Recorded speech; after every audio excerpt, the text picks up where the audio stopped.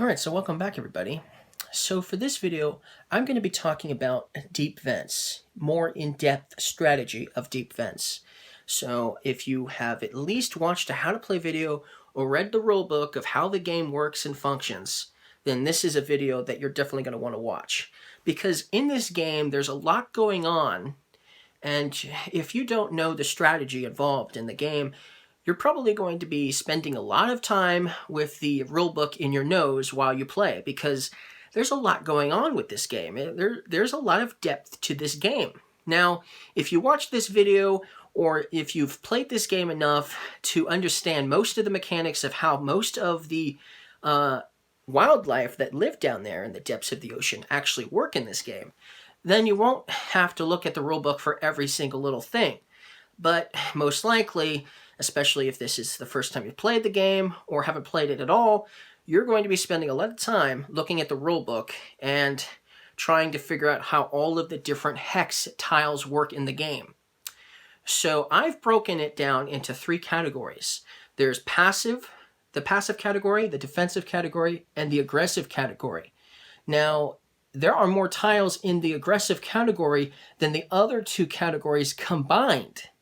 So the chances of you just simply wanting to focus on a strategy like the passive and defensive strategy only, the chances of you getting a lot of tiles in that particular category is very slim.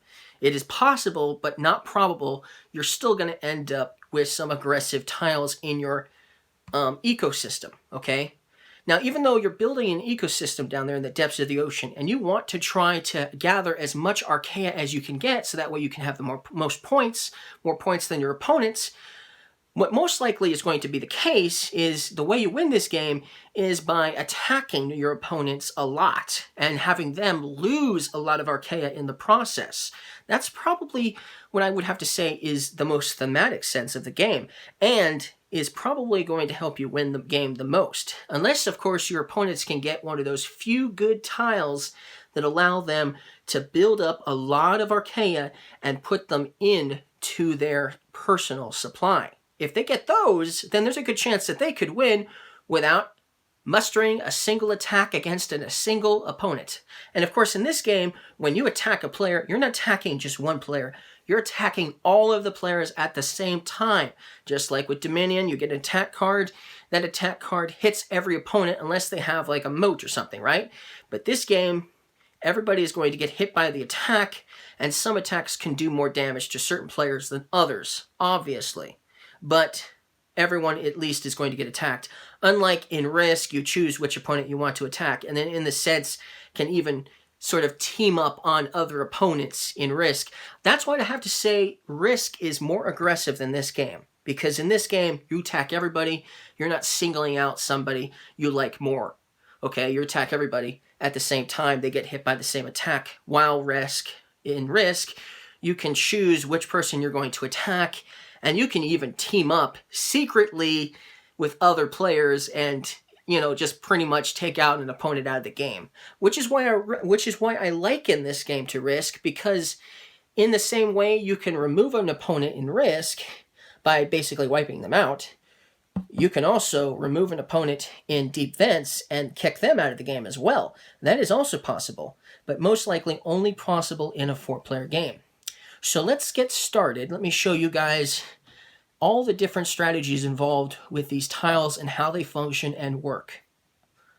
All right, let's check them out.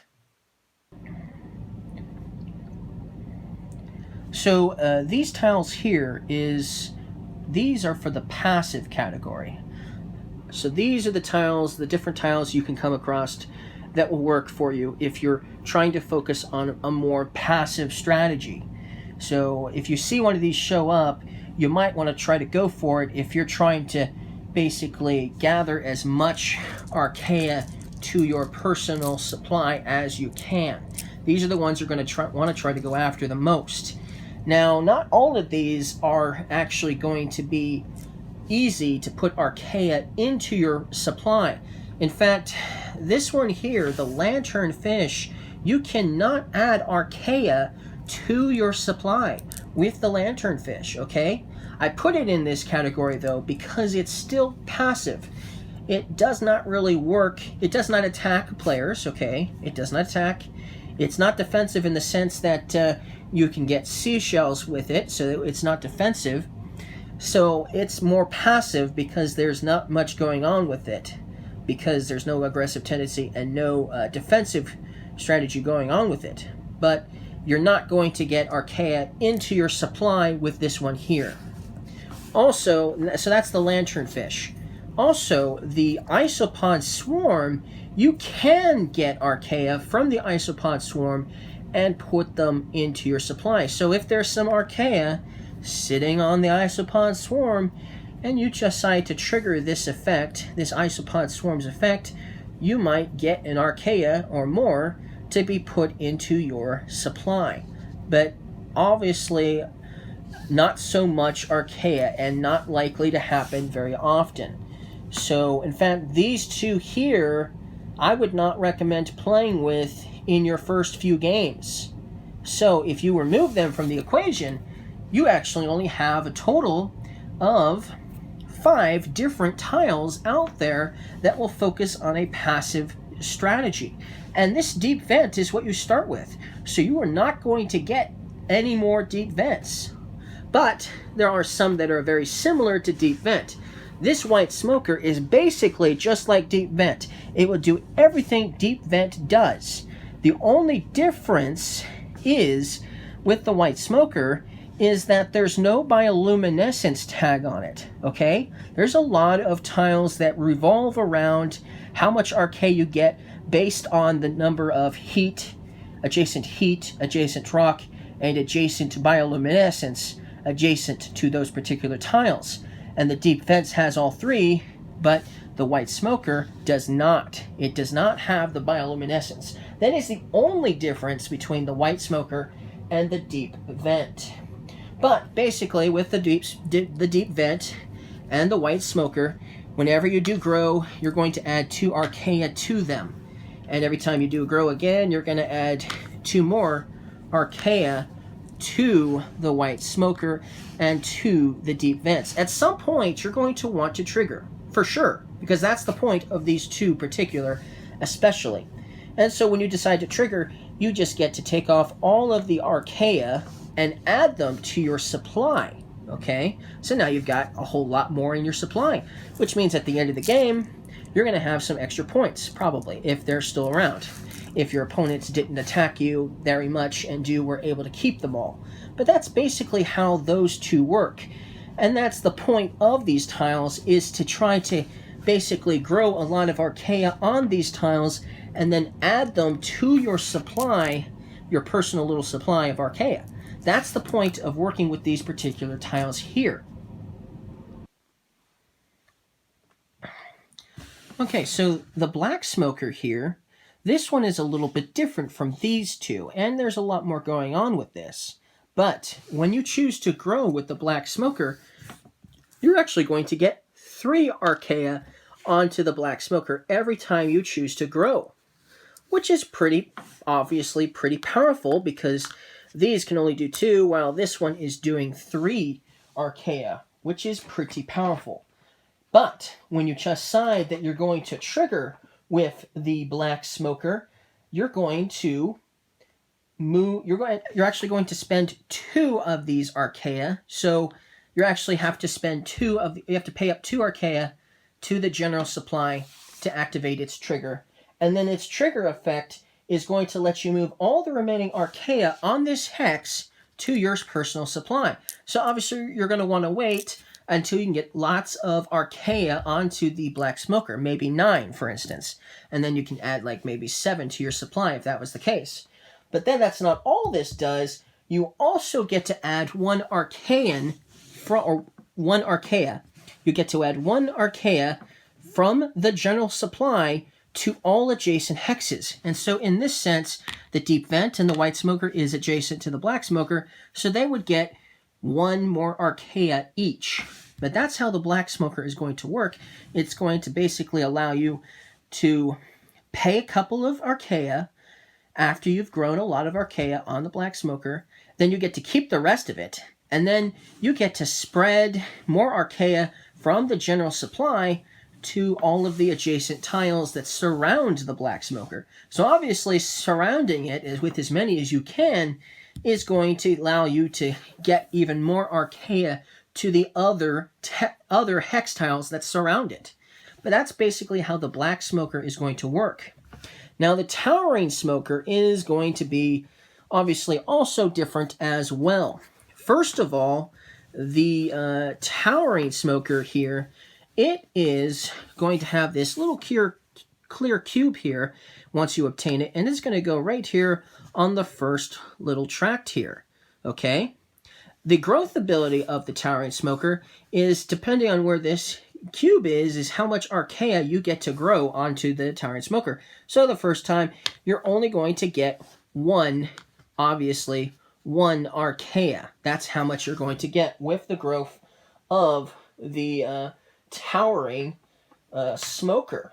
But the trigger, on the other hand, that is different, okay?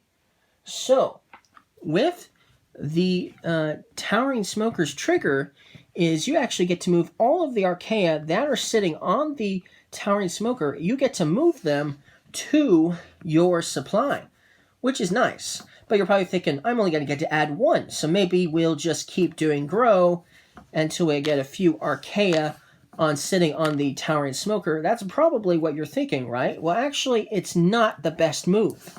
With the towering smoker, I would recommend doing one grow so you can get one archaea on there, then trigger, okay?